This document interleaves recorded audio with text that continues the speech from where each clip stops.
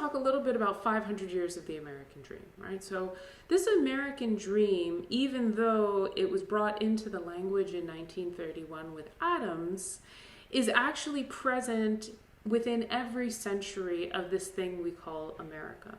One might argue it was also present before 1492, but generally we do not talk about America pre-Columbus.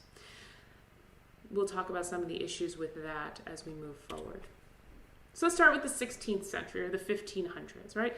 Columbus sailed the ocean blue in 1492. So this thing we call America, this European colony, or set of European colonies, but this colonization of this space, began in the 1500s, in the 16th century.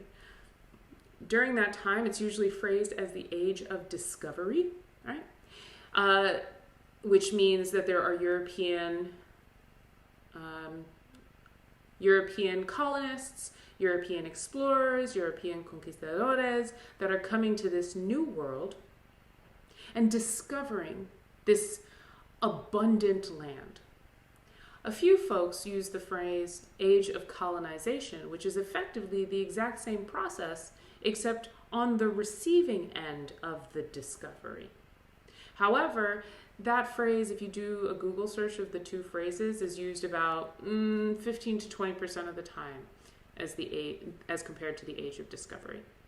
So that is to say that even though these two things were happening at the same time, the discovery and the colonization, the people who were supposedly discovered, we only ever talk about it from one perspective, from the perspective of the Europeans. And when we talk about it, we talk about this American dream, this land of gold and spices that is available for the taking. In that narrative, we do not talk about the individuals who are already here and already living full lives. So as you think about the 1500s, the 16th century, and the age of discovery, I encourage you to realize that America was not a barren wasteland. There were several booming civilizations, and if you haven't been, I highly recommend checking out some ruins in the United States.